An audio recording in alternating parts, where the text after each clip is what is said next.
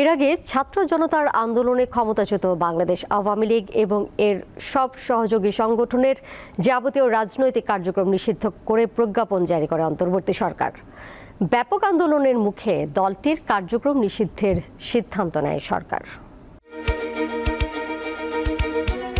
জুলাই আন্দোলনে ২০২৪ সালের ৫ আগস্ট ক্ষমতাচ্যুত হয় বাংলাদেশ আওয়ামী লীগ। আন্দোলনে অন্তত ১৪০০ জন নিহত হয় বলে অভিযোগ রয়েছে। আহতের সংখ্যা আরও বেশি। আন্দোলন দমনে হামলা ও হতাহতের ঘটনায় জড়িত থাকার অভিযোগ তুলে দলটিকে সন্ত্রাসী সংগঠন হিসেবে ঘোষণার দাবিতে বিক্ষোভ করে আন্দোলনকারীরা।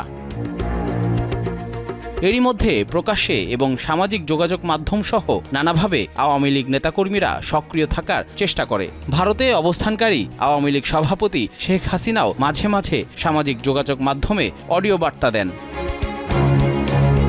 এমন অবস্থায় গত সপ্তাহে দলটিকে নিষিদ্ধ করতে মাঠে নামে জাতীয় নাগরিক পার্টি ও অন্যান্য রাজনৈতিক দল। তারা প্রধান উপদেষ্টার বাসভবন ঘেরাও এবং শাহবাগ ব্লকেট কর্মসূচি পালন করে।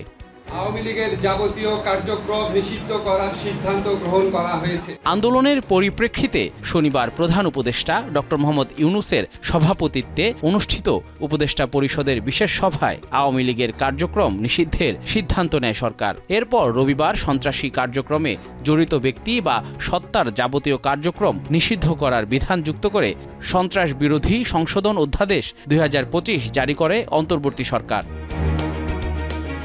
সংশোধিত আইন অনুযায়ী সোমবার আওয়ামী লীগ এবং এর সব সহযোগী সংগঠনের কার্যক্রম নিষিদ্ধ করে প্রজ্ঞাপন জারি করে অন্তর্বর্তী সরকার। প্রজ্ঞাপনে বলা হয়, বাংলাদেশ আওয়ামী লীগ এবং এর সব অঙ্গ সংগঠন, সহযোগী সংগঠন ও ভ্রাতৃপ্রতিম সংগঠনের নেতাকর্মীদের বিরুদ্ধে আন্তর্জাতিক অপরাধ ট্রাইব্যুনালে বিচার কার্য সম্পূর্ণ না হওয়া পর্যন্ত তাদের যে কোনো ধরনের প্রকাশনা, গণমাধ্যম, অনলাইন ও সামাজিক যোগাযোগ মাধ্যমে যে কোনো ধরনের প্রচারণা, মিছিল, সভা সমাবেশ, সম্মেলন আয়োজন সহ যাবতীয় কর্মকাণ্ড নিষিদ্ধ ঘোষণা করা হলো। জহুরুল মোহসান, দীপ্ত সংবাদ, ঢাকা।